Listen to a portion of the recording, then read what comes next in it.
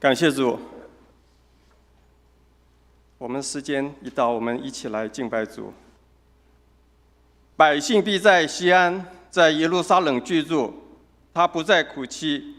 主必依你哀求的声音施恩给你，他听见你的时候，就必应允你。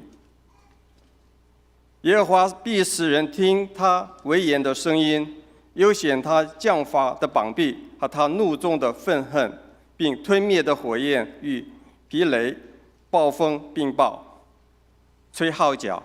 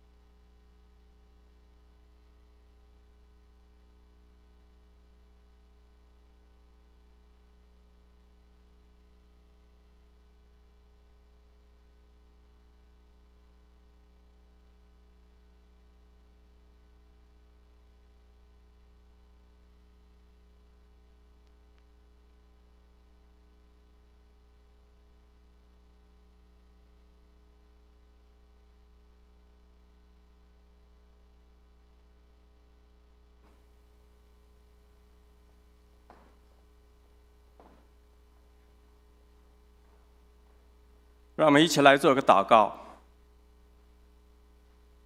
慈悲的天父，我们感谢你，因你慈爱上济诸天，你的信实达到穹苍，你的保护常与我们同在。当我们相信你、依靠你，我们就无所畏惧。今日我们来到你的殿，充满欢喜快乐。让我们再次的纪念你，为了我们的罪来到这世上，为要成就救赎的恩典。你的爱触摸我们，我们愿意改变，真心悔改。也请你体恤我们的软弱，因为我们常常得罪你。赐恩于我们，使我们刚强，远离罪恶，得以亲近你。在今天的崇拜中，愿圣灵运行在我们中间，让我们能够从你的话语中重新得力，愿意过属灵的生活，见证主的名。奉主耶稣基督名求，阿们。诗歌敬拜，让我们一起来唱新灵粮诗选403首。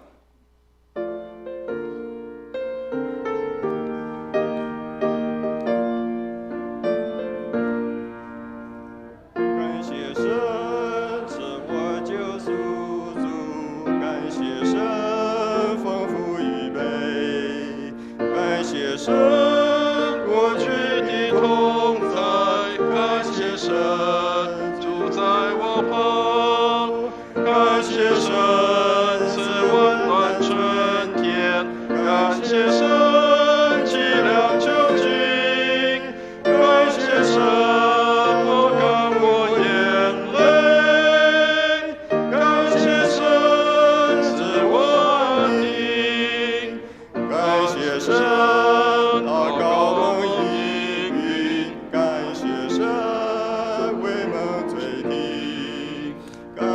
神，我曾经疯狂，感谢神丰富公义，感谢神使我不娱乐，感谢神你的恩惠，感谢神这无限恩典，感谢神无比慈爱。第3节，感谢神。路旁玫瑰，感谢神，玫瑰有籽，感谢神，是听闻啊，感谢神。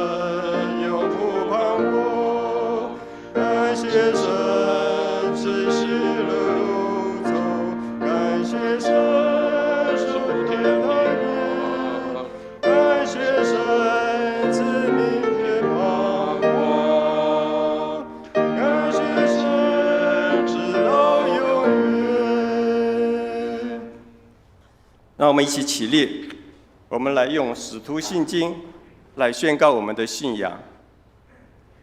请，我信上帝，全能的父，创造天地的主，请我主耶稣基督，上帝的独生子，因圣灵感孕，由童贞女玛利亚所生，在本丢彼拉多手下受难，被钉于十字架，受死，埋葬，降在阴间，第3天从死人中复活，升天，坐在全能父上帝的右边，将来必从那里降临，审判活人死人。我信圣灵，我信圣而公子教会，我信真道相通，我信罪的赦免，我信身体复活，我信永生。阿们。荣耀颂。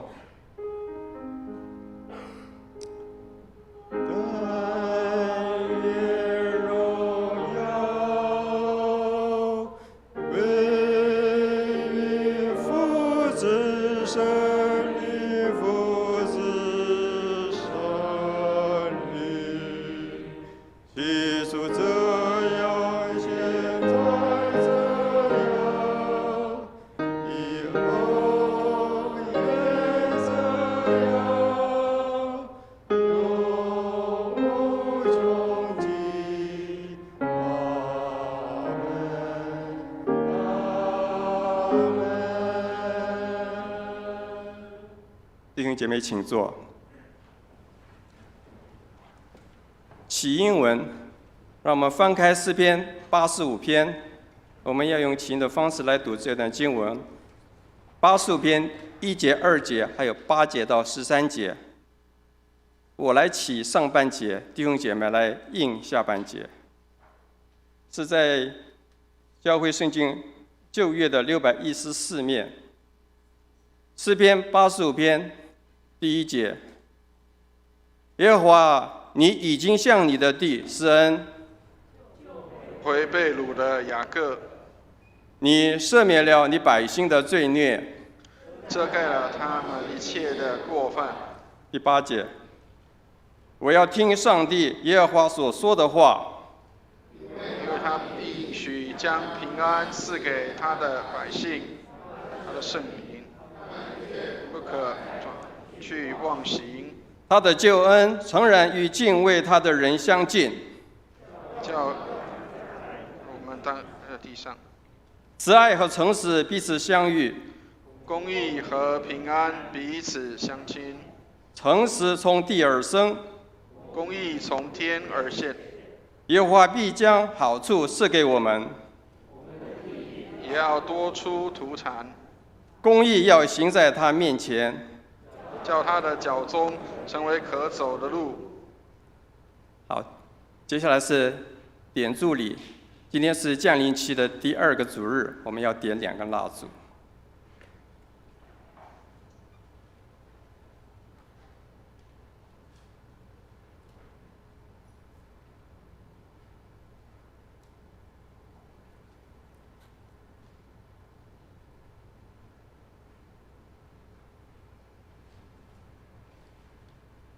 接下来是公祷的时间，让我们一起来祷告。慈悲的天父，我们感谢你，你的恩典环绕我们，你全能的膀臂时时的护卫我们，使我们能够得从你而来的丰富跟平安。这个时候，我们要为国度、为我们的国家、宗派、肢体献上我们的祷告。愿你纪念亚洲尼泊尔这个国家，我们献上祷告，愿基督的信仰能够进入他们的生活中，使他们能够得到基督的救恩。我们也要为台北卫理公会北山区教会桃园卫理堂来祷告，为李香兰牧师来祷告，求你祝福他们在当地所有的服事，奉献充足，教会在当地使人悔改信主，以及使所有传道同工身心都健康，服事有力。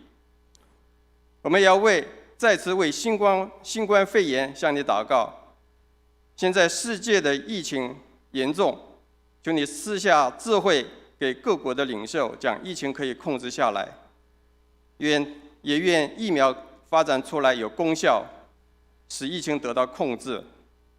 我们也要透过这个疫情谦卑悔改，求主怜悯保守。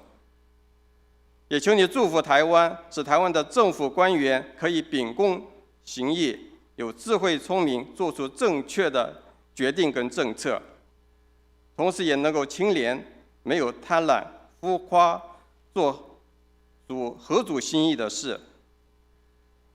主啊，也求你为台湾儿童跟青少年能够得到完善的知识教育及美好的品格教育来祷告。我们也为台湾水情告急，求主赐怜悯，能够降下雨水，解决缺水的情况。也求主赐福每一位参与服事的牧师、传道、执事、同工，有属灵的智慧、聪明，为主所用，共同复兴福音。这一切祷告是奉主耶稣基督名求的。我们一起用主祷文来结束这一段祷告。我们在天上的父，愿人都尊你的名为圣。愿你的国降临，愿你的旨意行在地上，如同行在天上。我们日用的饮食，今日赐给我们，免我们的债，如同我们免了人的债。不叫我们遇见试探，救我们脱离凶恶。因为国度、权柄、荣耀，全是你的，直到永远。阿们。今课我们要请何弟兄来为我们读以赛亚跟彼得后书两段经文。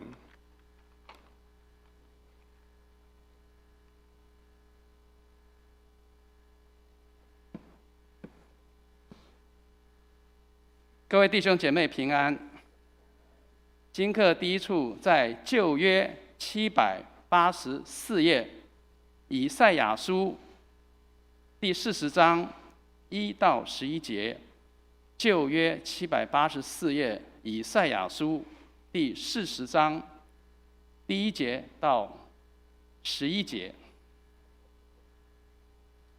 你们的上帝说：“你们要安慰我的百姓，要对耶路撒冷说安慰的话。”又向他宣告说：“他征战的日子已满了，他的罪业赦免了。他为自己的一切罪从耶和华手中加倍受罚。”有人声喊着说：“在旷野预备耶和华的路，在沙漠地修平我们上帝的道。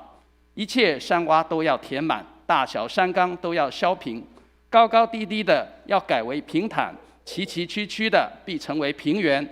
耶和华的荣耀必然显现，凡有血气的必一同看见，因为这是耶和华亲口说的。”有人声说：“你喊叫吧。”有一个说：“我喊叫什么呢？”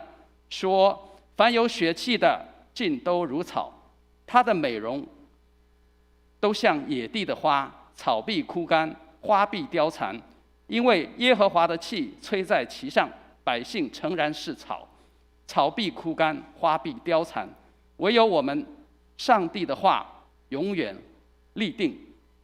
报好消息给锡安的啊，你要登高山；报好信息给耶路撒冷的啊，你要极力扬声。扬声不要惧怕，对犹大的城邑说：看哪，你们的上帝主耶和华必向大能者临到，他的膀臂必为他掌权，他的赏赐在他那里，他的报应在他面前。他必像牧人牧养自己的羊群，用膀臂聚集羊羔，抱在怀中，慢慢引导那如羊小羊的。今课第二处在新约262页，彼得后书第3章8到15节前半。新约226页，彼得后书第3章第8节到15节前半。亲爱的弟兄啊，有一件事你们不可忘记，就是主看一日如千年，千年如一日。主所应许的尚未成就。有人以为他是单言，其实不是单言，乃是宽容你们，不愿有一人沉沦，乃愿人人都悔改。但主的日子要像贼来到一样，那日天必大有响声废去，有形质的都要被烈火消化，地和其上的物都要烧尽了。这一切既然都要如此消化，你们为人该当怎么圣洁，怎么敬虔，切切仰望上帝的日子来到。在那日，天被火烧就消化了，有形质的都要被烈火融化。但我们照他的应许，盼望新天新地，有义居在其中。亲爱的弟兄啊，你们既盼望这些事，就当殷勤，使自己没有玷污，无可指责，安然见主，并要以我主长久忍耐为得救的因由。以上是今日的经课。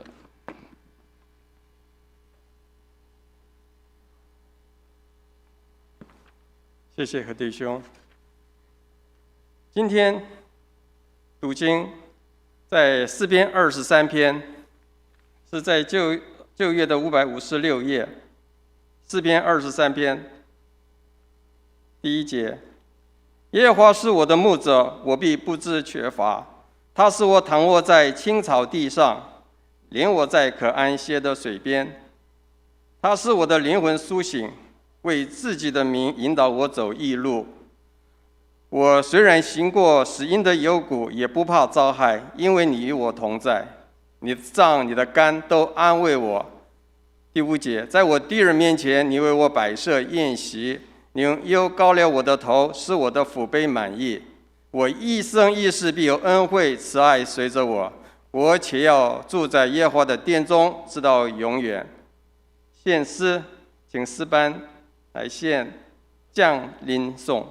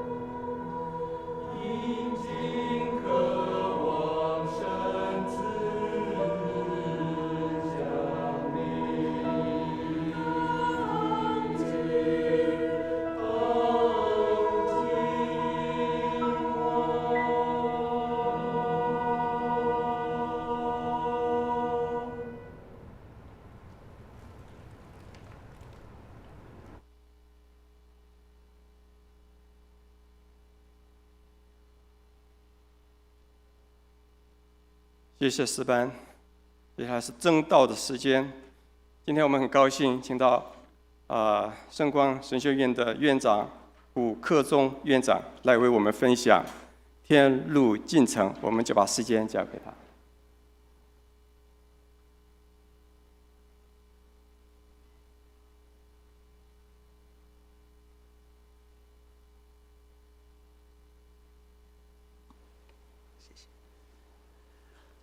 我从圣光带来主内的问候，感谢主，圣光可以跟荣光堂站在一起，为主的国度、为主的教会来。按照惯例呢，圣光会送一个小礼物给教会，那我们请蔡牧师来代表。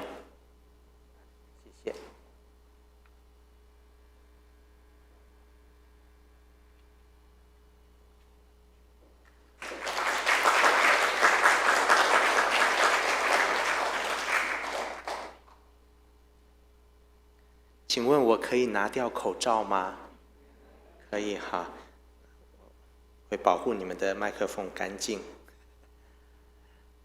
想不想知道里面刚刚这个我们圣光送的小礼物是什么？这个可以吗？好，那我还是用可以哈。想知道哈？里面是耳挂式咖啡。不够大家一人一包，但是是一点点的心意啊。为什么我们送咖啡呢？我们知道大家现在很多人早上喜欢喝咖啡，有没有？你喝咖啡吗？你说哦，我早上不喝咖啡，我喝茶。有喝茶的吗？有哈，我们下次送茶了哈，送茶包。那么你说我也不喝水，不喝茶也不喝咖啡，我喝水可以呀。早上喝水嘛哈。那我们有一个小愿望，就是希望在你早上驻足片刻，在主的面前安静下来，忙碌的一天安静下来，喝茶、喝水、喝咖啡的时候，希望你能够想到圣光，好不好？因为我在这几个礼拜，我喝水、喝茶、喝咖啡，以及我们同工，我会鼓励他们记得我们探望过的教会。常常发现我喝水、喝茶、喝咖啡的时间都越来越长，我喝水这个时间都越来越长我就限制自己，然后会在祷告中纪念，在周报上面的事情我会拿出来再了解一下，也希望你们也记得圣光，好不好？圣光是为教会存在的，如果圣光强壮了，教会软弱了，那圣光就失职了。圣光为教会存在，那我们立志要在圣经真道的基础上，培育教会的领袖，带领教会迎向下一个世代。那这个领袖或者传道人应该有什么样的特质呢？我们立志在头、心、手这3个方向，要重灵命，不只是有属灵的恩赐，或者是属灵的经验或能力，乃是属灵的生命跟主的那个关系，为爱主，为这位爱我们的主，爱他而做一切。这是重灵命，因为最后站住或跌倒在于这个灵命。如果一个人的属灵恩赐能力越大，他跌倒的时候影响越大，不是吗？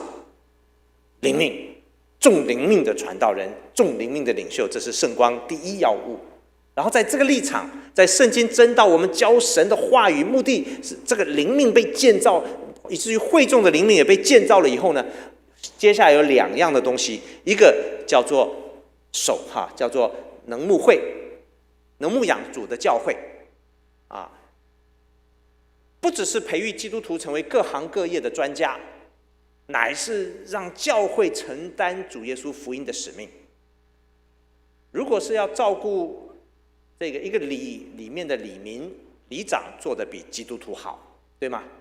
如果要辅导一些有需要、有帮助社会上的弱者，社工可能做得比我们还好，而且更多资源。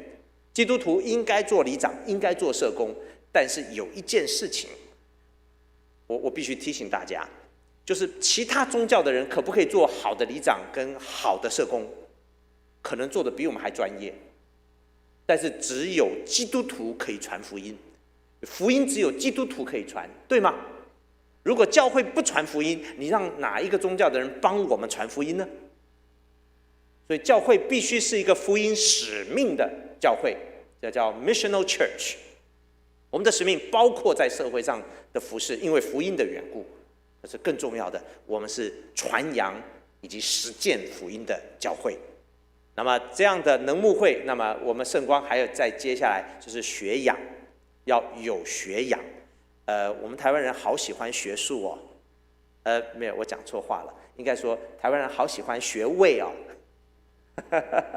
有的人进圣光想说他是不是来买一个学位，那这个学位实在便宜，圣光的学费非常非常便宜啊。我等一下简单介绍。不过总的来说，有学养的概念，它不只是学术地位，不只是学位或者是学术游戏，因为在西方经过大基督教时期，他很多没有信主的人，他都可以研究圣经，成为神学的博士，因为他们是整个基督教世界影响的，基督教文化影响的世界。那只有基督徒学的时候，学像耶稣。我们的学养是让我们的生命跟我们所学以至于影响别人的生命，能够像耶稣。阿们。所以有学养，重灵命能牧会有学养，是圣光培育人的方向。头心手。好，那接下来时间的关系，我就放一个短短的影片啊，这是圣光年终的感恩的影片。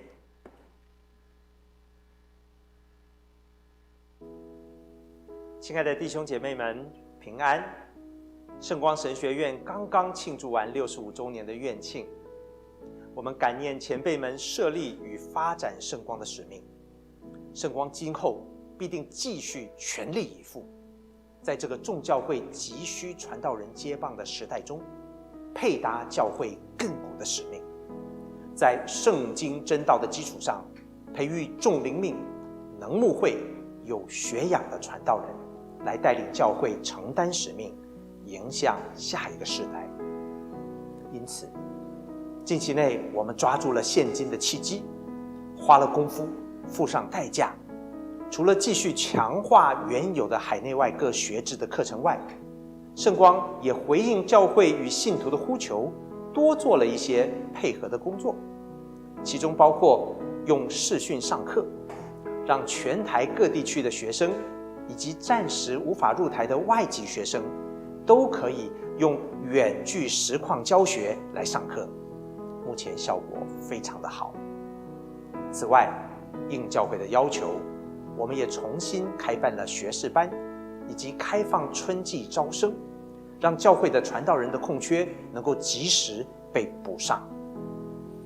我们感谢主，他也与我们同在，不断地显明他的荣耀与恩典，让我们可以继续靠恩前行。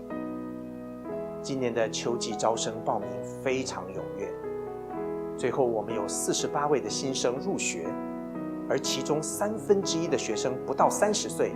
学院162位学生中，外籍生也共有23位。看见主兴起各地教会未来的领袖，心中感恩不已。我们愿意继续被神使用，来帮助更多的教会与信徒。近期内，靠着主，我们做了几件事。我们花费了50万元台币来优化视讯上课的效率。我们的老师从8位变成9位。来年，我们期待能继续增加老师，建立能达成目标的师资团队。目前，我们离达成今年的预算仍有1300万元台币的距离。圣光在过去1年尽量的开源节流，所以我们的账务有了一些的结余。但是，我们的校舍老旧要整修的这些工程，仍然需要250万元台币才能开始进行。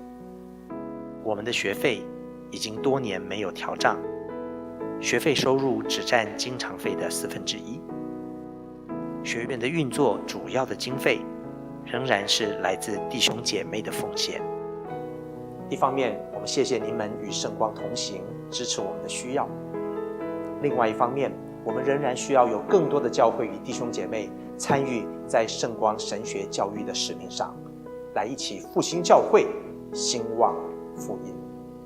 请继续为我们祷告，愿荣耀归于主。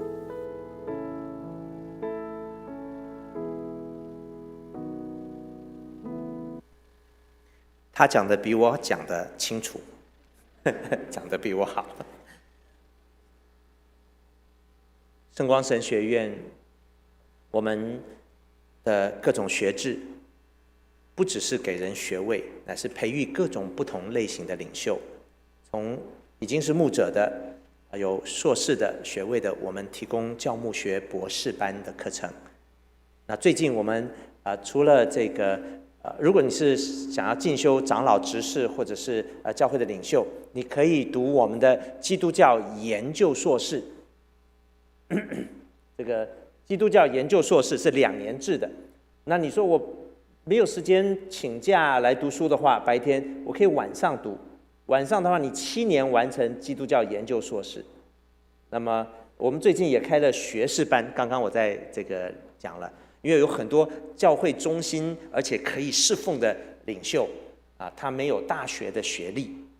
那有些教会可以接受大学毕业就可以牧会。那么，所以我们像在其他地方一样，台湾有人跟我们说，我们就重新开了学士班。目前报名还蛮踊跃的。那有的人说，哇，我秋季班9月来不及报名怎么办？我说，那我们开春季招生好了。你知道每开一个招生都很辛苦的，我们的同工百上加斤，但是我们为了教会，我们愿意。那春季班已经开始招生，而且呢，我们做了一件事，是全台都可以用视讯上课，远距的、实况的、现场互动的教学。那因为疫情，让全世界都在用视讯，这个效果也非常好，感谢主。春季招生日期在这里，就是如果报名截止日期有几个不同的请大家留意差不多都是到12月底。那这个12月25号的时候，日间部就截止了，就是圣诞节你记得圣诞节就记得招生要截止，为我们祷告。为什么圣光这么急？不是因为我们有野心，我们已经很多人，你知道每多一个人我们就扒一层皮那种感觉。可是为什么我们还要多一个人？这样讲好了，你看那个学生进来到学生出去，你要知道那个转变有多大。你每进来一个人，你就想啊，主啊，哈哈哈。那么，可是送出去的时候，感谢主，这个人变成可以为主承担的。可是我们愿意做的原因，是因为我们预估在未来5到10年，教会的退休潮要发生，空窗期要出现。我们尽我们所能，为主的教会预备未来的领袖，以及现在能够承担的领袖。传道人以外，也培育教会能够承担的长职。请为我们祷告。我们进入诗篇23篇。诗篇23篇你很熟吧？会背吧？可是你知道诗篇23篇像电影一样，诗篇23篇很多时候我们是在丧礼才听，因为我们假设诗篇23篇是什么？是那个给你安定下来的。你一想到诗篇23篇，你想到什么？青草地、溪水边，有没有？然后我们就在那里长久安居乐业，对吗？不，诗篇23篇是一个行进中的一个，它不是这个上行之诗，但是它是在描述基督徒一生的进程，它是一个进程，继续前行的一个路程。那从一开始，他就用一句话来定位整个诗篇，或者说定位整个基督徒人生的每一个阶段，每一步都用第1节就可以涵盖作为立场。这一节就是耶和华是我的牧者，我必不致缺乏，对吗？这句话包括一个认识以及一个宣告。这第1节一开始，他是相信上帝是我是的这位上帝，强调上帝的属性以及关系。耶和华上帝这个字从哪里出来？熟悉圣经的人在出埃及记第3章有没有？上帝叫摩西怎么样？说：“哎，你去把我的百姓从这埃及为奴之家救出来啊！”他已经80岁了，他40岁的时候自己做过一些这个用自己的勇力做过一些糊涂事。80岁了再去，40年后谁还认识他？你的公司40年后如果还在，你的学校或者你不要说是这样讲，你的阿祖，你的曾曾祖父名字叫什么？你没有见过嘛，对不对？你查家谱可能还查错。40年以后，谁还记得摩西呢？上帝说你去，那他就紧张了。那我说谁派我去啊？结果上帝说我是自有拥有的，有没有？就是这个字。所以当这个字出现的时候，它是强调上帝是一个超然的、伟大的。原文的意思是我是，我是的话就代表他永远都是现在，没有过去，没有未来，超越时间的上帝，有没有？这个 eternal God， 我们讲这个神学的时候讲超越、神的超然性，它的超然属性，自然属性的超然属性，要讲什么？它是超越时间的超越空间，有没有？超越空间那个词叫什么？无所不在，对吗？我们在高雄、台北也在敬拜，他跟我们同在，他也跟台北的人同在吧？他无所不在，他无所不能，对不对？我是，意思是他不被任何东西定义，你不能拿什么东西说他像什么像什么，不，一切定义从他来，他定义什么是什么，他说有就有，命立就立嘛。他是伟大而超然的上帝，你信的上帝是这样的上帝吗？大过你的环境，对不对？大的时候你是害怕呢，还是喜欢呢？有一个人在纽约街头，我以前住美国哈，有人在纽约街头，他走错路了，结果跑到那个不应该去的那几条街，吓死他！晚上黑黑的，突然就看到一个房子里面走出几个彪形大汉，都是非洲裔的。你是害怕还是安慰？他们欢欢喜喜的，这个热热闹闹从里面出来，吓到了吧？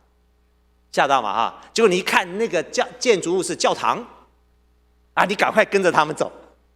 你看到当强大出现在你面前的时候，两种感觉，一个是高不可及或者害怕，另外一种什么？亲近。上帝是我们的牧者，原文是耶和华牧者我的，他没有是这个字，因为我是取代了这个字。耶和华牧者我的。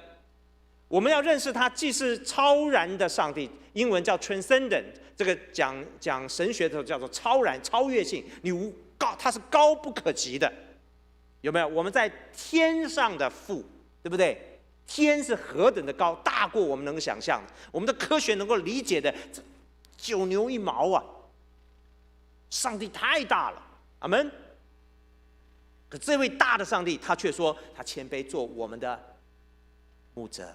牧者是在旧约君王对子民所做的事，在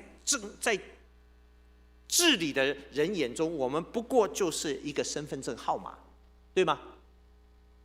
可是，在上帝眼中，我们是一个一个他所疼爱的小羊，既崇高又亲近。崇高是不可侵犯，对不对？而牧者是可以亲近，抱在怀中秀秀。对不对？所以既不可侵犯的侵，就是可亲近的亲，不可亲而可亲。恭喜你，你上了圣光神学院会上的神学课程。Transcendent and immanent， 超然而可亲近的上帝。你是不是认识这样的主？道成肉身主耶稣，宇宙的主进到我们中间来，你认识是这样的主吗？如果你有这样的认识，你的信心建立在这个立场上面，你就可以做下面的这个宣告：我必不致缺乏。阿们。不致缺乏，富得正；不致缺乏，富得正。有一个讲法可以这样说：足以。华人古早时候讲足以，对不对？怎么说？这就够了嘛。阿们。你今天不管面对什么样的挑战、困难、高山低谷，有耶和华牧者我的，够不够？愿这一句话成为你人生的座右铭，这就足够了。阿们。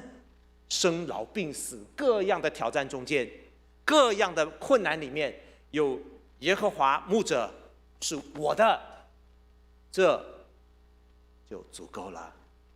阿们。今天讲到，其实早上我也说到这里可以结束了。但是后面的话，像看电影一样 ，OK， 用这句话为框架讲了我们整个的人生，整个的人生。而这个电影呢，分成上集跟下集，真的像看剧本一样。上集是牧羊，下集是什么？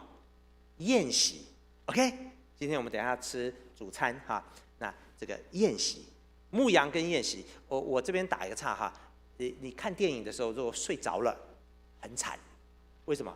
你起来的时候已经换到下集的时候，你不知道他在讲什么。上集牧羊是牧人跟小羊，对不对？主角是小羊，对不对？活蹦乱跳在这个青草地溪水边，很棒啊。然后结果你睡着了，起来的时候呢，你读圣经这个不小心睡着了，起来的时候呢，进到宴席的太好了，小羊还是主角？请问小羊在宴席中放在哪里？很恐怖啊，不要乱讲。所以圣经换牧的时候要不要换？从这个数学课变成这个英文课了，要换课本要拿对。诗篇23篇是2牧2集，每一集呢有3牧，3个场景。那我们来看牧羊，牧羊是今生主与我同行，我要无惧的在人生路上信靠他。他使我第一幕，他使我躺卧在青草地上，他领我在可安歇的水边。这是讲到神的供应，我信靠他的供应。在每一节，在每一句话中间，请我们留意4样的东西。第一样东西，这个称呼表示关系，对不对？你在家里怎么称呼你太太或你丈夫啊？亲爱的，还有呢？老公。老婆，还有呢？根本就是有的时候连叫都不叫，有没有？反正就只剩他了嘛，对不对？那不然你自言自语吗？但是称呼代表什么？代表那个关系。第二样东西叫做动作，有称呼了，说你刚才老婆什么事？没事老婆什么事？没事。你老叫我，你不讲什么事，没有动作，对不对？说什么？老婆，我想吃饭。那这个是什么？动作，对不对？吃饭动作，对吧？老婆，我想出去走一下啊，这两个动作不一样，是吗？好，那么除了这个称呼动作，还有什么场景，对不对？啊，你说老婆，我想吃饭，在家里，这个场景是什么？老婆，我想吃饭。老婆说什么？自己做，厨房在那边。那么你在外面，你到了国宾大饭店，老婆，我想吃饭。他说这么贵地方，吃肉吃肉，场景不一样，怎么样？你的动作关系就不一样，对吗？然后什么？还有位置不一样。他使我躺卧在青草地上，称呼做什么？他，你可能是在跟人家做见证。他这一位主这么丰富的供应，给我什么？给我躺，让我躺下来，让我心安定下来，在什么？在青草地上。你要知道，在青草地你能够安定，因为有个牧人在。那个位置是，他可能是站着，你是躺着。你睡觉的时候，他在保护你，有没有？甚至于圣经说，我们生病的时候，他为我们怎么样？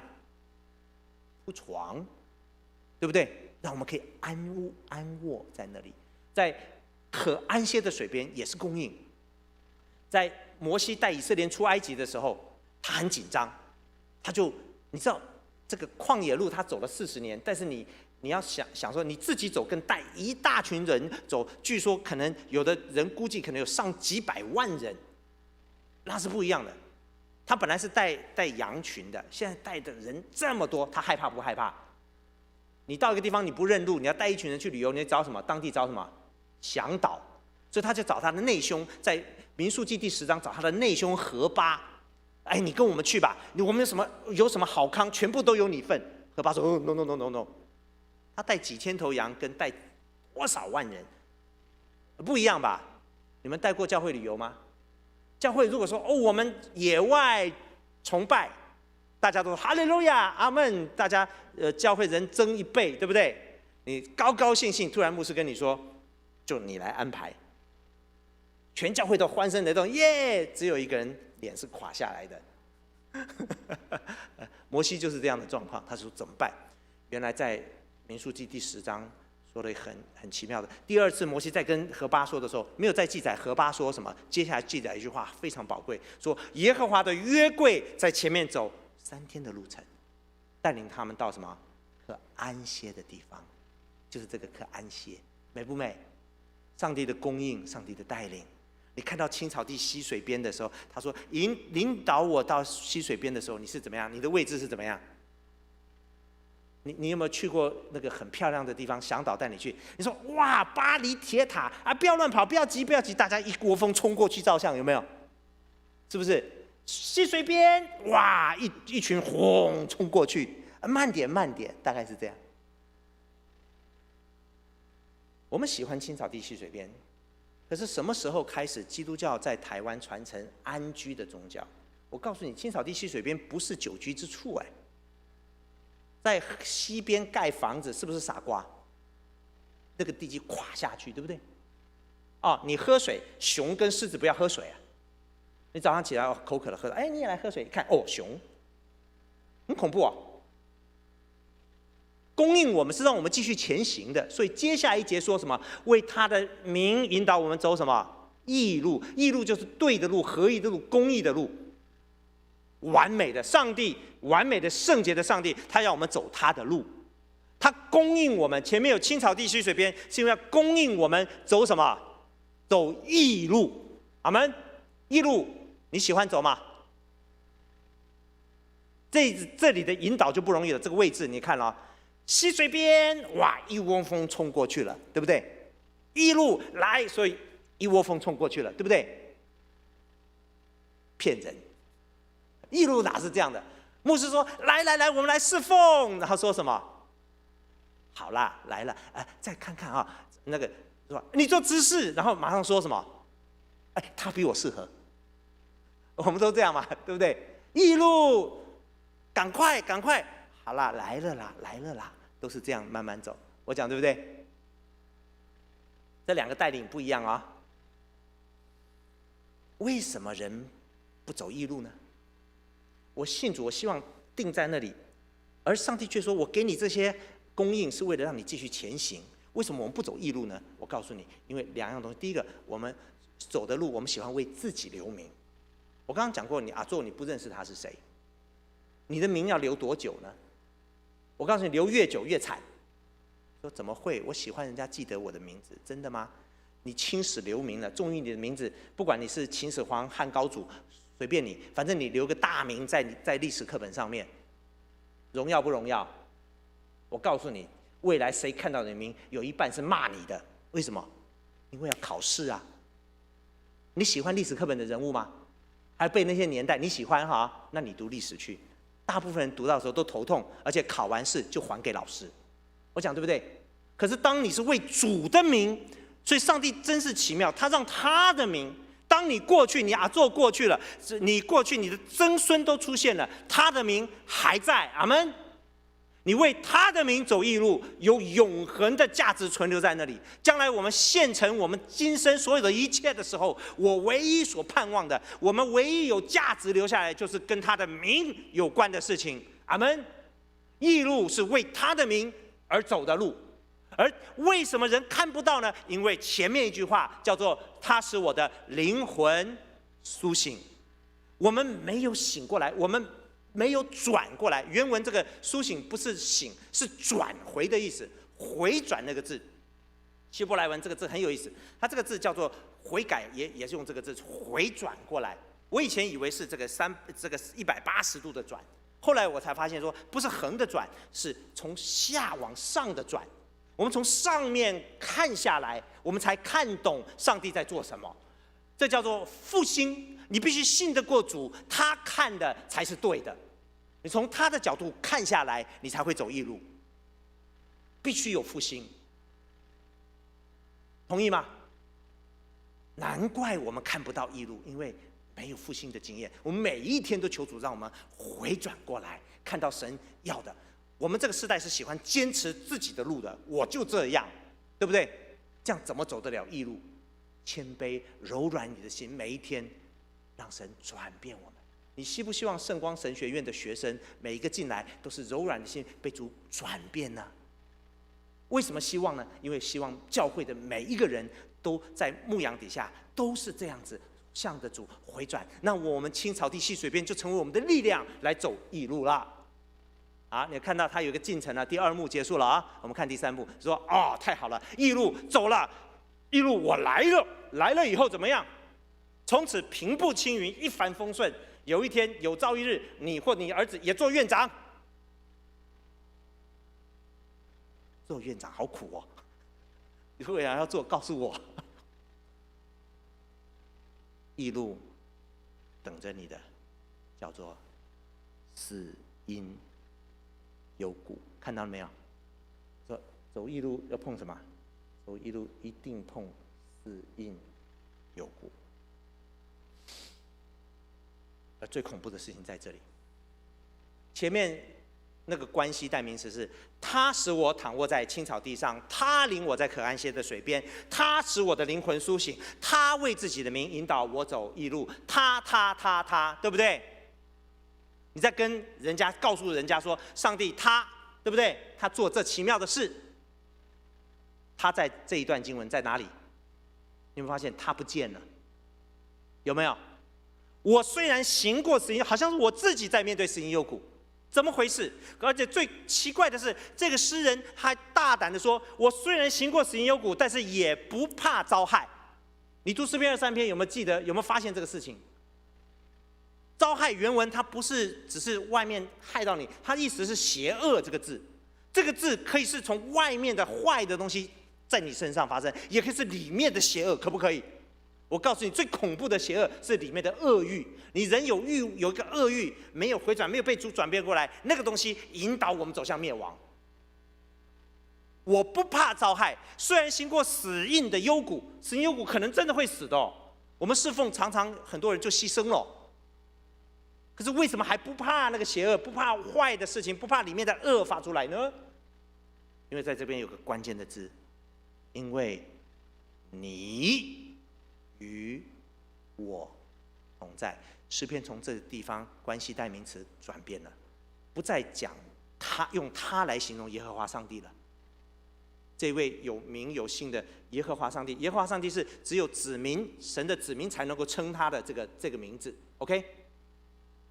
这个名字今天转变，从不再讲他，讲你。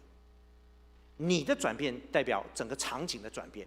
本来我们是跟环境打交道，他介入进到我们的环境中，给我们好康，带领我们，对不对？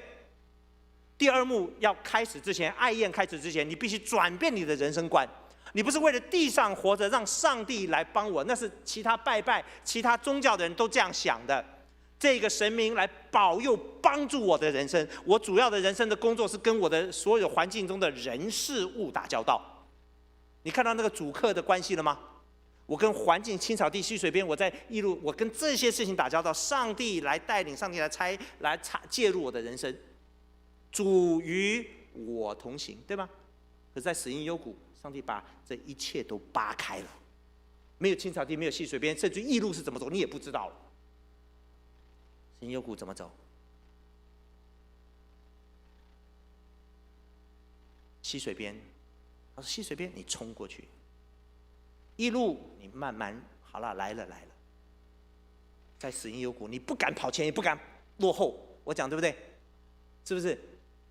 在看不到的时候，你紧紧抓着他的手走，阿门。有没有？就怕落后了，就怕超前了，对不对？死荫幽谷让我们满心满眼只看见我们的主。原来死荫幽谷是个祝福，是一个让我们跟主最亲近的那一刻，因为我们的主就是上十字架的主，他经历过这一切，他要我们紧紧跟着他，他让我们在死荫幽谷中跟他的关系改变，因为他的同在。内外的恶不在我们身上有任何影响，而且你发现一件事，你得着怜悯。原文怜悯这个字，在原文这个安慰这个字是怜悯的意思。神的怜悯在你身上，让你得到怎么得到？发现他怜悯，他的杖，他的竿。当你亲近他的时候，你才看到原来他的作为是怎么回事。你以前羡慕是外面的东西。当你亲近到主啊，我满心满眼的您的时候，就是主，我是跟着您抓着您手走的时候，你突然发现他的杖在，不管是打退那个野兽，或者用钩把你勾回来，你看到他的作为好奇妙哦。你突然发现这一条路原来是他在运作这一切的，你有没有经历过了？赶快来走义路，要来侍奉主，知道吗？我第一次带人信耶稣的时候，我说怎么可能？这个大学教授，这个满身刺青的，他怎么可能信耶稣？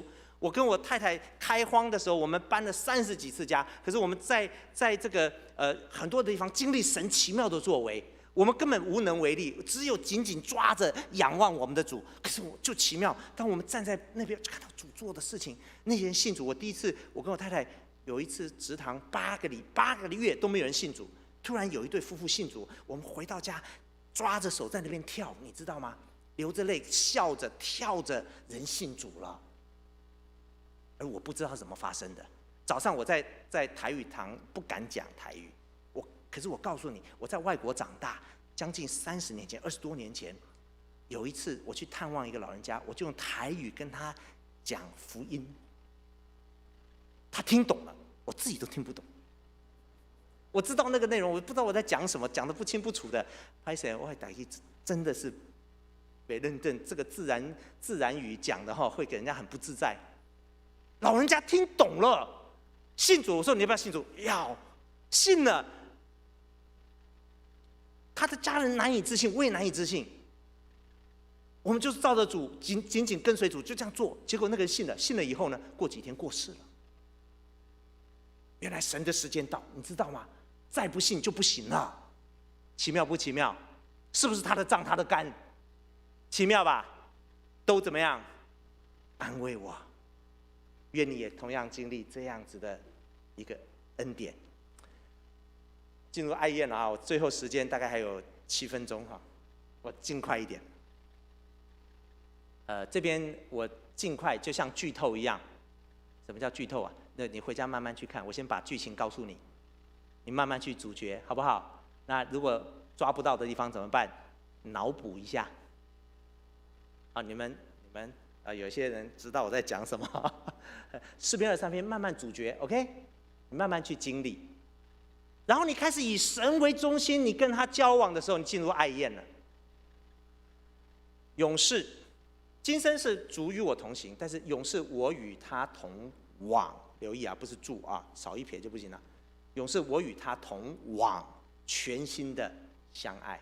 第5节，从旷野牧羊开始进到主前的盛宴，本来是求主的供应，现在我只爱慕供应的主。在我敌人面前，你为我摆设宴席，发现变成你了，对不对？您，对吧？摆设宴席，摆在哪里？你希望在青草地溪水边，对吧？上帝摆在哪里？太恐怖了，鸿门宴呐、啊，不是。你开始专心跟他交往，其他东西变背景了。原文他还不是只是敌人而已，他是敌对的人事物，所有抵挡的事情。请问侍奉主会不会有抵挡的事？你知道主餐设立的时候是在什么场景设立？福音一片大好，圣灵降临以后才设立主餐？没有，是在主耶稣受难之前设立的。不要忘记这个事情。当时整个世界都在反对耶稣，对吗？耶稣早早预备了在这个楼上有一个跟他门徒相聚的时间，他要用他的死，他洗脚去显明他是怎么样要为他们做这个洁净的工作。各位，当耶稣复活以后，门徒仍是关着门，敌对的势力从来没有少过。可是只有圣灵降临了以后，他们开始明白这位复活的主带着死跟生的使命以后，他们就继续前行。他们放胆前行，连当时的领袖要抓他们打他们，他们都不怕，还觉得为这个名受辱，欢喜赞美到地都震动，对不对？记得这段事吗？在我敌人面前，敌人突然变背景了，敌对的事物突然变背景了。我每一天活在主的筵席中间。你过了这个日子吗？我老实告诉你，我没有一天喜欢做院长。做院长太多事了。我太太说：“你怎么做的？”她认识以前的我，1件2件就完蛋了。一天面对这么多的恐怖的挑战，你知道我们圣光今年还差多少钱吗？你刚刚忘记了哈，我不讲了。将近1000万，1000万是什么恐怖的概念啊？恐怖不恐怖？啊，这是今年剩下，我们1年是4200万的预算呢。哦，我这边讲一下，你要奉献，你教会11奉献，先奉献完，教会供应教会需要以后，再为像圣光这种来奉献，知道吗？圣光是为教会存在的。恐怖不恐怖？可是我们活在什么宴席中？上帝摆的宴席，阿们。然后最奇妙的是，我们开始我们专心在供应的主的面前，然后我们就进到，我们不只是渴求这个等候主的引领。叫一下动一下，什么青草地溪水边一路没有，使用没有。我们开始追随使命的主。你用油膏了我的头，使我的福杯满溢。在旧约受膏的是君王、祭司、先知，他们都是代表上帝在行事的人，是上帝要行事，膏了这个人，然后这个人就做上帝之事嘛，对不对？今天耶稣基督称你做朋友，他把他的使命交给你了，阿们。你所做的，你所行的，你所讲的，你的福音传出去，人听到就仿佛听到主的声音，对不对？我父亲有一次听我讲福音，他说：“哎，我好像不是我儿子跟我讲，是神在跟我讲话。”我说：“是的，我讲的是圣经的话。愿主恩待使用你，好不好？”啊，家父也是个大教授，感谢主，你用油膏了我的头，我的人生开始与神同行。所以在主祷文里面，主说什么？主耶稣叫我们祷告，我们在天上的父，既不可亲又可亲，对不对？天上的父，然后什么？他把他的名、他的国、他的旨意全部交给你，他的事变成你的事了，棒不棒？在这样的情况里，他说：“我的福杯满溢。”这是有永恒价值的事情。这个事情，这个耶稣基督在十字架上成就的，他历经了旧约的君王、先知、祭司这么多年传到你的手中的时候，已经完成了。你不去传就有祸了。这圣诞节我们办活动，不是把它唱得好而已，我们渴望人因此信耶稣，人因此归向主，人因此更加圣洁爱主，走这义路。阿们。求主帮助使用我们，福杯满溢，杯满出来，永恒的价值存留在主那里。你愿意吗？说，可是主的杖、主的竿看了久了以后啊，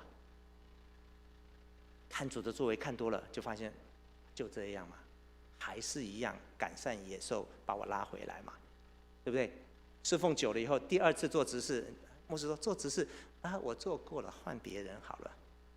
什么东西催促我们这些侍奉这么多年，还在继续努力侍奉？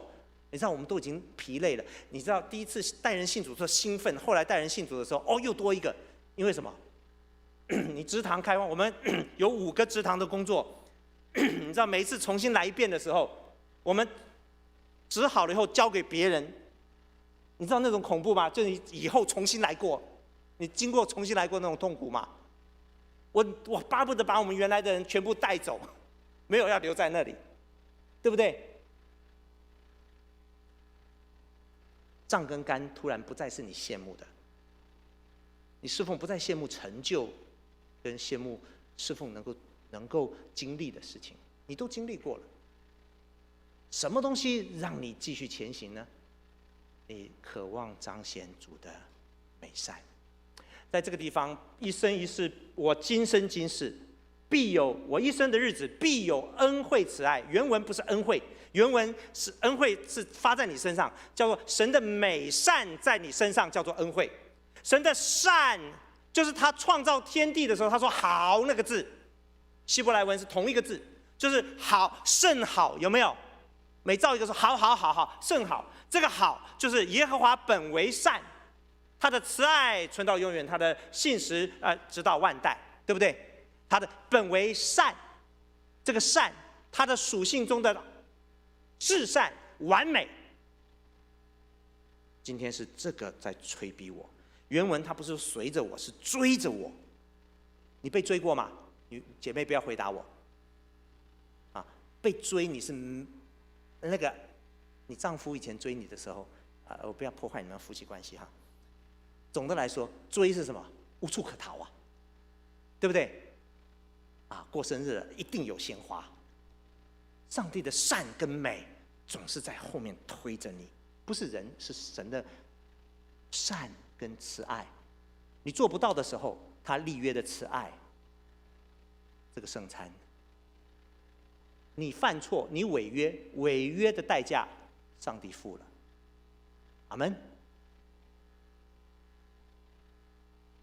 最后是他的善跟慈爱追着我，所以我继续侍奉，尽到我最后一丝的力量。阿们。愿人看到的时候想到的是他的善，他的慈爱，这是我们侍奉的目标，最高的一个目标。愿主悦纳。你说今生今世这样，那永恒呢？永恒代表说我这一辈子的方向，后面有美善慈爱追着我，前面有什么？前面我要住在耶和华的殿中。原文的住其实不太完整，还有另外一种翻译，可以是说是往，不是住，而是往，就是我转向。原来原文很可能就是刚刚灵魂苏醒那个回转那个字，知道吗？回转的话，这一次不再是讲说悔改，说很难翻，很多人还是选择用住。我更认为它是回转。如果你看这样讲好不好？我永恒的日子直到永远，我只有一个方向，一个目标，就是转向耶和华的居所。在这个时候，如果是归给大卫的诗篇，大概要强调的不是圣殿，而是神居住的地方。神在哪里，我就转向哪里。阿们。后面有美善慈爱，前面是神在哪里，我就转向哪边。这是我人生的方向。将来在永恒，我们还要跟他永远在天上，不是住在那里没事长2个小翅膀拨个琴，没有，我们是要侍奉他直到永远。阿们。愿主恩待你，转向耶和华的居所。我跟古师母，我们在30几次搬家中间，每一次一要搬家，我说要搬家，古师母就哭。给他认识他，你不忍心让他哭的。每次咬着牙，哭完了以后，他就站起来动作，我还没准备好，他什么都准备好。然后搬完家我就哭，为什么要哭？真困难。有一年我们我们在一个乡下教会，在美国的乡下教会比较这个地方大一点，4个房间的房子，神让我们搬家，我们就从东岸，在教会最发展的很好的时候，东岸我们就离开教会，让教会可以更好的发展。这个东岸到西岸，在西岸回到东岸都不睡觉。东岸不是台东美国、加拿大、美洲大陆没有睡觉，跟着我的一个牧师朋友2个人开过去，搬了他的家，回来搬我的家，搬到边界，等着要进到另外一个地方去侍奉。那时候老大2岁，老2在肚子里面，就这样子。就等在边界，等着上帝的呼召，因为那边听说有很多的新移民过到另外一个国家去了，我们等着要过那边，在那个地方找到一个医生愿意接收我太太，让她在那边可以生产，然后租了一个2个月的房子。那这个房子是2楼的一个小公寓，2个房间，所以我最后晚上的时候跟着我的牧师朋友，我们2个人一阶一阶把钢琴抬到2楼，然后开车把他送到这个灰狗巴士，晚上很危险，让他回家。然后我回到家，望着满家的东西，然后东西都在储藏室里面摆着。你说我哭还是不哭？小孩没有生，老大要安排，我比较软弱了。我就跟主说：“我说主啊，下一次搬家东西可不可以少一点？”后来我就在笑，东西少是我做嘛，怎么跟主讲呢？是软弱了啦。我不是要大房子不要听错。东西可不可以少一点？结果呢，过了4年，我们家失火了。失火了，怎么样？东西少不少？我那一次搬家，1台小汽车全部家当搬完。我突然想起来，我跟上帝说过这话，让人这个又好气又好笑。不好意思，上帝没有忘记，对不对？我们在那个暂住的失火的时候，被保险公司安排在那个楼。我们突然发现，我们本来不需要买活险，但是因为前面住了房子在另外一个国家，这边的保险员不知道为什么没有告诉我不需要买了，我就傻傻一直付。就是那个保险的钱，让我们在那个国家又多活了2年，那个教会继续服侍了2年，奇妙吧？在那个暂住的地方看到，哇，那个楼真漂亮。它是那个保险公司给我安排在高阶主管出差住的那种总统套房类的2个房间的这个旅馆类的这种套房，高级住宅。哇，楼下的那个游戏设施，小保龄球，据说所有的游戏设施是1000万美金的。我住在那个地方最特别，因为我的车最破，开进去全部人认识我。我们离开的时候，看着这个几栋那个老板不只是有这种高楼全国各地都有，那个俯瞰整个平原到海边，到那个湖边，哇！我们离开的时候我看着那个房间，我说主啊，不要说这一整栋了，就1间，或者1间里面的马桶，我可能都买不起。我软弱，我就跟主说：主啊，何处是儿家？那我们租的地方都烧掉了，我住哪里去啊？上帝给了一个感动，孩子，你还没有到家呢，不是吗？我们转向耶和华的居所，不是吗？耶和华牧者我的，这就够了，阿们。所以我就放胆前行，2年后搬到别的地方继续服侍，又换了另外一个地方。终于神要我们买房子，哈利路亚！要买房子了，苦死我了！我从南边到北边开车，南边到北不是台北、高雄6个小时一趟，回来12个小时。每个礼拜一去了10几趟，走遍了那个要去的那个地方，终于摸熟了。上帝允许我买一个房子，他叫我买的，我只好买。买的时候呢，我说主啊，这钱不够这个本金不够这叫什么 ？down payment， 本金嘛，头期款不够上帝叫我一定要买在那个区域，我就看了以后就买那个区域。要成交了，要交屋都已经签约了，要交屋的时候，对方说反悔了，他说不行，要再减2万美金。你听过吗？他减2万，不是我多付他要我少付2万这一少付，我的头期款够了，刚刚好，奇妙吧？我们住进去以后，发现原来这个房子从来没有人住过，是一个中古屋，从来没有人住过。哇，什么都很新。我跟师母在那边看了看，我突然在那个顶上，因为新没人住过嘛，我拿出他那个手册出来，哇，里面还有什么什么机器啊，什么我都不知道这些东西。我一看了一个日期，我跟师母说：“你看他什么时候造？”我说：“古师母，赶快来。”你看什么时候造？他说这是什么？就是什么什么日期嘛，就像履历保险那个他的履历房子里。我说你记得何处是儿家吗？原来我在天的在地的这一边说何处是儿家，我的主在地上为我预备了一个暂时住的地方，在那里开始盖屋。同一个时间，上帝会供应的，上帝让你继续前行。当我们从美国回来的时候，那个房子在金融海啸，价钱折一半，我们要把所累积的差不多所有的累积的钱都要投上去。我跟主祷告，主，我不要欠钱，赔钱不算什么，赔钱叫奉献，欠钱是不好。上帝让我们没有欠钱，我们全家搬回台湾。这房子你要不要留？当然不留。为什么？因为耶和华的居所在前面，神要跟我住的地方在台湾，在高雄等着我。我不是回来做院长，不是回来牧会的。圣光培育的人，应该是这样的人，转向耶和华的居所，让神的美善慈爱追着跑的人。因为教会里面的人，应该是这样的人。耶和华是我的牧者，我必不致缺乏。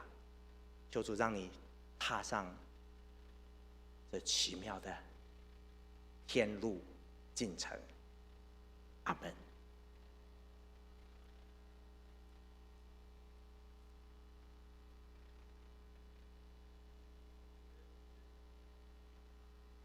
谢谢古院长的分享。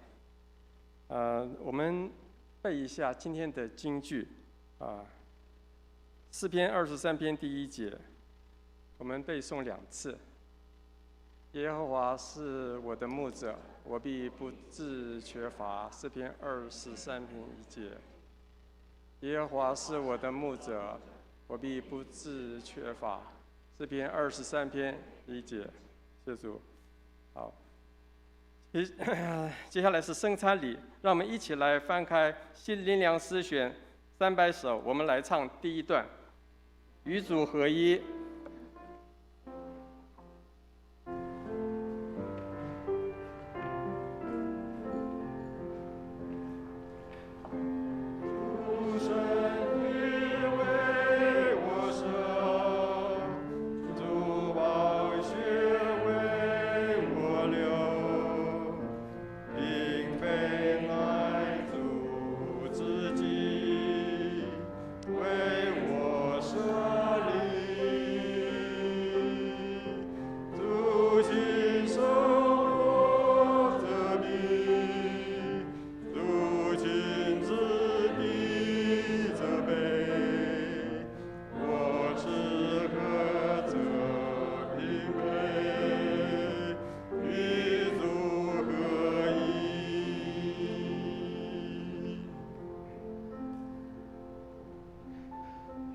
弟兄姐妹，感谢主，让我们今天可以听到我们的古院长他的生命的分享。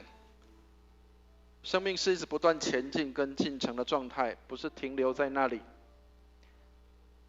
在以色列地里面有一种植物叫做罗藤树，它在路上很多地方都有，它不是一棵很大的树，小小的，但是当太阳烈日晒的时候，行路要上耶路撒冷敬拜的这些人当中，他们如果累的时候，他们会躲在罗藤树下，享受暂时的安息，享受暂时的休息。等到休息好了之后，他们就会继续的往前行。亲爱的弟兄姐妹，教会也是这样，教会让我们可以有一个平台，教会让我们有个家，可以在这里，当我们累的时候，当我们需要的时候，耶稣说，凡劳苦担重担的人可以到我这里来，我必使你们得安息。但是我们安息完了之后，将要再起来，能够来服侍。愿上帝帮助我们，当上帝呼召我们的时候，千万不要说主啊，我在这里，但是你呼召别人吧。求上帝帮助我们，让我们可以接受呼召。也许你的呼召不一定要上讲台，也许你的呼召不一定要做大事，但是在小事上忠心，就能够在大事上也忠心；在小事上能够被主肯定，在大事上也会被主肯定。愿主帮助我们。我们等一下要预备来进行圣餐，所以请大家一样，等一下我们用沾饼的方式来沾了饼之后，然后我们回到位置上。那我们还是一样要按照防疫的措施，因为政府已经公告，12月1号开始必须要全程要戴上口罩。那当然，因为牧师要分享跟发圣餐，所以必须要先暂时的脱下来。但是请大家谨记我们的防疫的措施。我们在入口的地方一样会请我们的同工帮大家喷上酒精。喷完之后，然后你来到台前来领餐的时候，一样你的饼拿了之后，吃完之后回到你的座位上，在那里为你自己祷告，愿上帝呼召你，让你知道你的生命的呼召在哪里。当然，有时候不小心可能饼会掉进杯里面，但是不要用手进去捞，好吗？让你的手保持干净，我们会再发给你一个新的饼，让你可以沾完之后，然后来就是来使用。但是也不要把手整个沾进去啊，请留一点空间，让后面的人可以来使用。所以愿上帝祝福我们，让我们透过圣餐来纪念。今天是降临期的第2个礼拜，也是悔改的主日。愿上帝帮助我们透过悔改来到神的面前，让我们重新与主有美好的立约。请我们听圣经里面对我们的呼召。看啊，我站在门外叩门，若有听见我声音就开门的，我要进到他那里去，我与他，他与我一同坐席。你们若真实悔罪，与人亲爱和睦，立志之心，从今以后遵主的命令，行主的道，就当存信心前来到全能的上帝台前，谦虚忏悔，领这圣餐，得受恩惠。请我们一同来念认罪文。无所不能的上帝，我主耶稣基督的父，创造万物、审判万人的主，现在我们承认及悔恨我们的种种罪恶。我们素来在思想上、言语上、行为上都有过恶，得罪主，干犯主的圣怒。现在我们诚意忏悔，求慈悲的父怜悯我们，为主耶稣基督赦免我们从前的罪，又赐恩典，叫我们从今以后改过自新，遵主的圣意，永远服侍主，将尊贵荣耀归于主的圣名。这是靠我主耶稣基督求的。阿们。请听解罪文。无所不能的上帝，我们的天父，主曾发大慈悲，应许将赦罪的恩赐给诚心悔罪、真实信靠主的人。现在求主怜悯我们，赦免我们，救我们脱离一切的罪恶，激发我们，坚固我们，使我们勇于为善，能得永远的生命。这是靠我主耶稣基督求的。阿们。我们来读心中仰望文。你们心里当仰望主。我们当感谢我主上主。无论何时何地，感谢主圣父无所不能、无始无终的上帝，这是理所当然的，也是我们本分所当做的。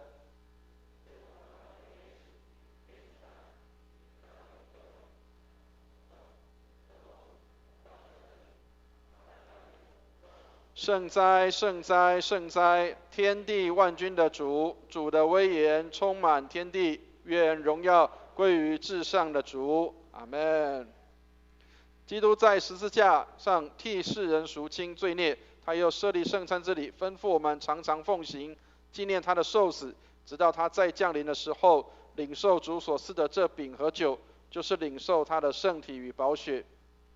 主耶稣被卖的那一夜，拿起饼来，祝谢了，就拨开说：“你们拿着吃，这是我的身体，为你们舍的。你们应当如此行，为的是纪念我。”饭后又拿起杯来，祝谢了，递给他们说：“你们都要喝这杯，是我立新约的血，为你们和众人免罪流的。你们每逢喝的时候要如此行，为的是纪念我。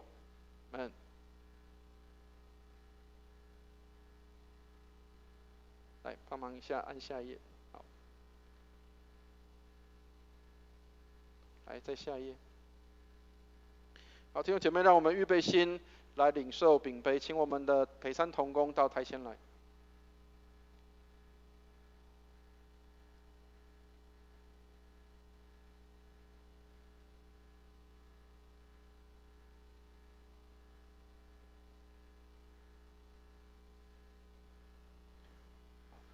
一样，等一下就是拿饼沾的杯然后两边，然后让他们过来然后两边分配一下，如果不要都集中在同一边另外就是两边都可以用然后就是等一下一样，酒精喷了再给他们沾饼杯先帮你们。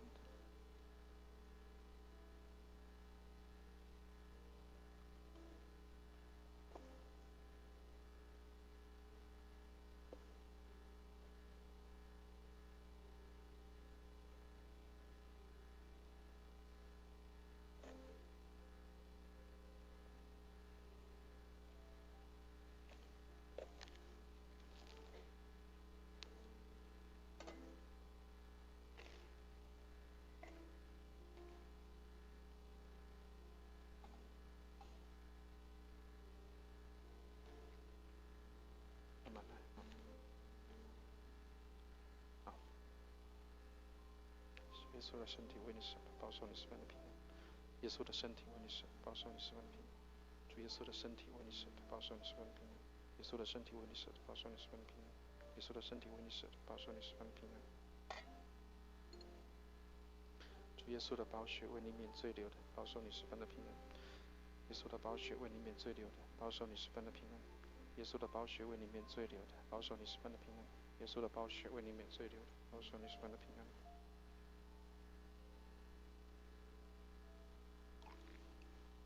上去的是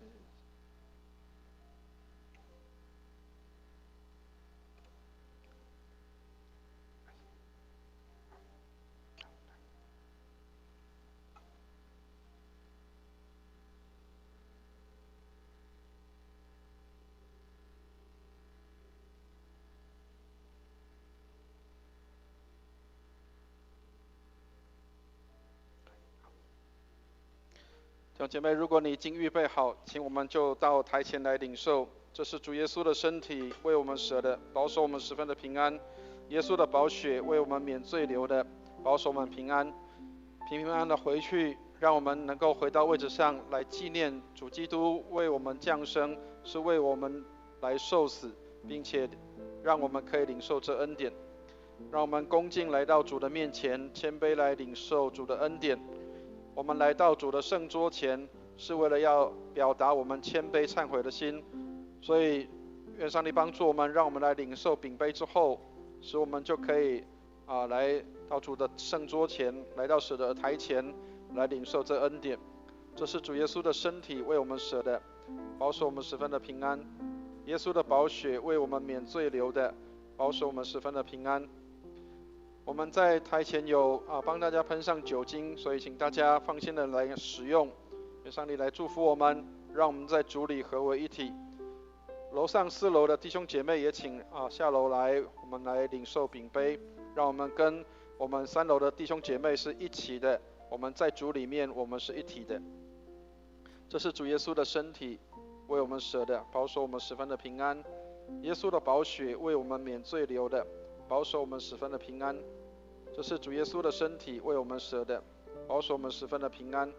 耶稣的宝血为我们免罪流的，保守我们十分的平安。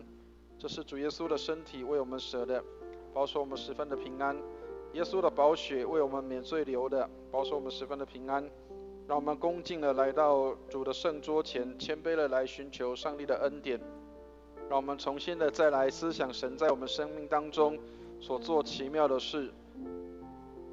主用他的杖，用他的竿安慰我们，让我们能够在他的保护当中，即使在死荫的幽谷里，也仍然欢喜快乐。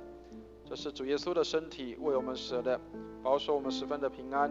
这是耶稣的宝血为我们免罪流的，保守我们十分的平安。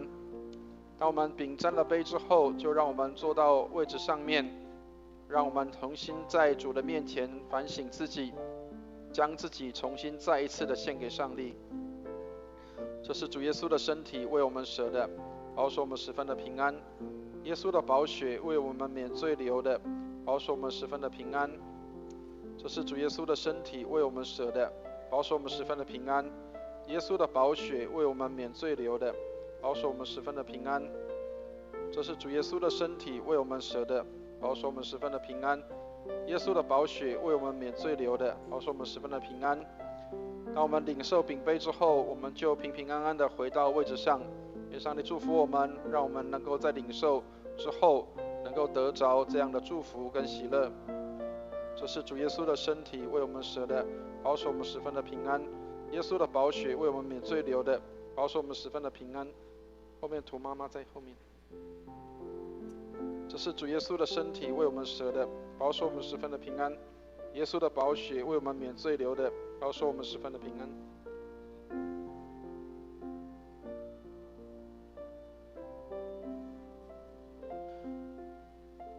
这是主耶稣的身体为我们舍的，保守我们十分的平安。耶稣的宝血为我们免罪流的，保守我们平安。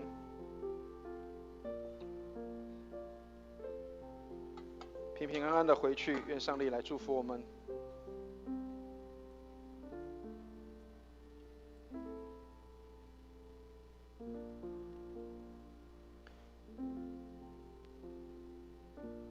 我们一起来读奉献求恩文。赞美和感谢主，借着主耶稣基督舍身流血，得蒙赦罪与诸般的恩赐，现在将自己献给主，做合宜清洁的活祭。恳求主使我们得蒙主的大恩鸿福。我们罪恶深重，原不配来献祭于主，但我们求主接受我们区区的至诚，因为主耶稣基督饶恕我们的过犯，所以唯有求主欢喜悦纳，不要计算我们的行为，但愿尊贵荣耀归于无所不能的圣父、圣子、圣灵三位一体的主，永世无尽。阿们。圣餐礼到这里。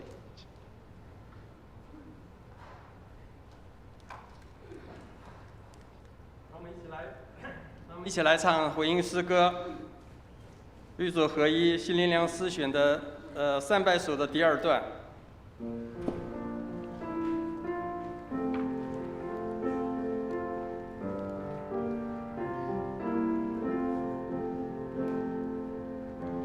我与主同定死，不再受罪辖制，想罪我哪一死，却想主活。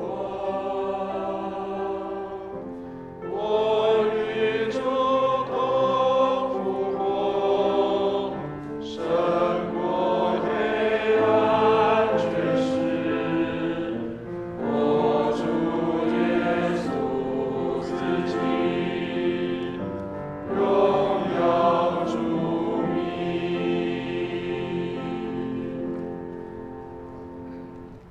让我们一起做一个奉献祷告，也请诗献的同工到台前来。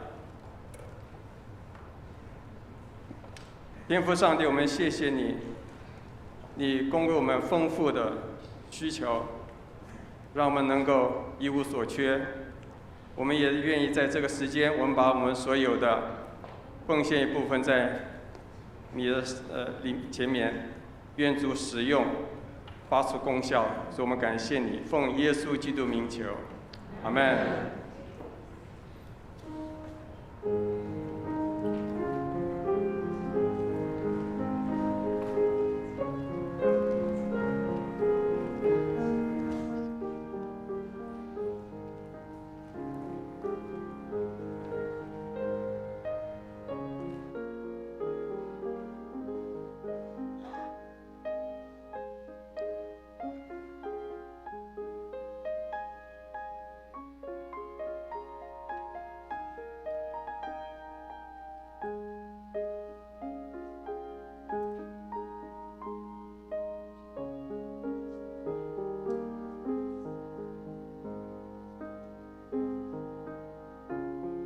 让我们一起起立，我们来唱《向主献陈歌》。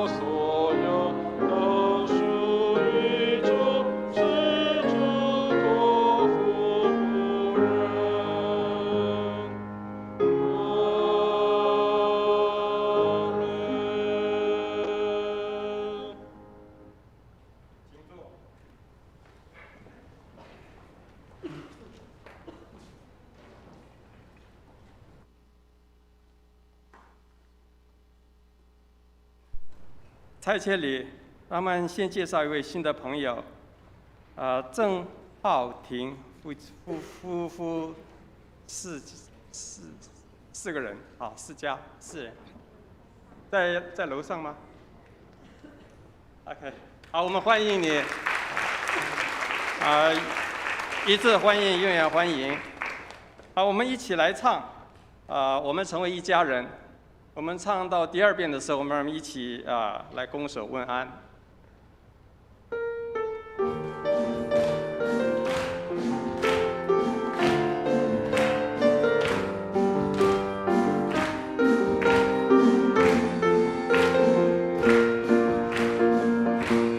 成为一家人，因着耶稣，因着耶稣，成为神儿女。我们成为一家人，因着耶稣，因着耶稣，成为神国的子民。因着耶稣的奇迹，因着耶稣入光明，因着耶稣同享复活的生命，同享生命的喜悦，同在主爱中连结，因着耶稣同受丰盛的产业。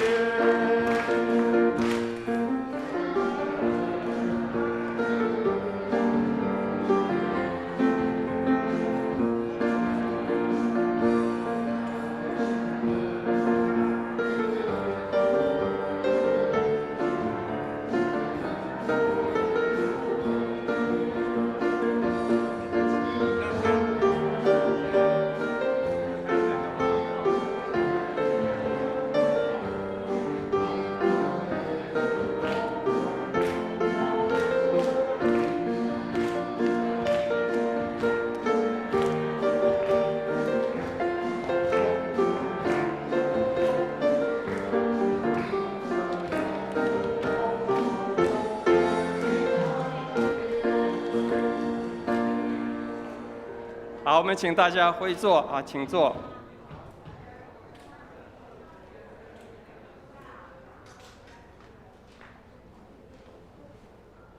好，因为时间的关系，我们就简单的介绍报告几件事情我们非常感谢正观神学院古克忠院长来到我们本堂正道，求主赐福古院长一切的服侍以及身体健康，也请弟兄姐妹共同参与关心台湾的神学教育。然后我们等一下主日后的12点半，在201教室召开12月的小组长及执事会议，请小组长以及新旧的执事们准时参加。好，另外我再介绍一下，就是12月20号，在圣诞主日有受洗及转入礼，登记受洗者有景庆，还有英红、小娟，转入者有一文牧师全家，还有燕英、淑珍，也请为受洗及转入的弟兄姐妹祷告。另外是下周日的12月13号聚会后，请受洗及转入的会籍的要到601教室来集合。牧师要向各位讲解程序礼仪，请各位也到办公室填写会友会籍的资料。好，那我们就报告到这里。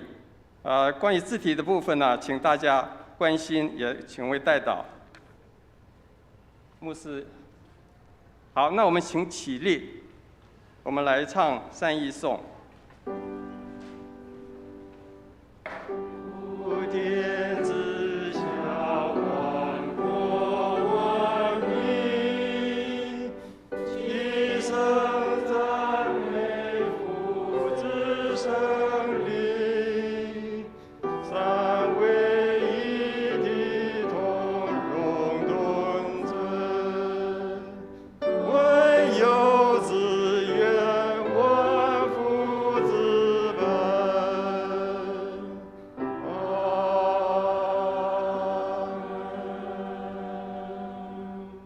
弟兄姐妹，让我们一起来领受祝福。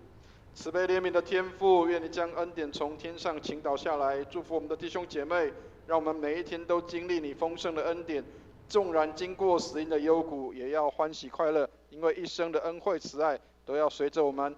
愿我主耶稣基督的恩惠、天父上帝的慈爱、圣灵的感动与交通，常与我们众人同在，从今时直到永永远远。阿们。阿门颂。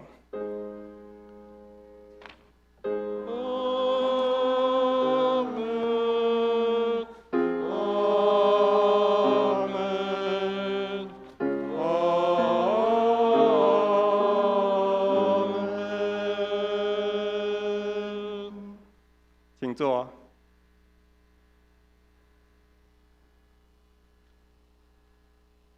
订阅，请在订阅中为今天的肢体消息和教会事工来代祷。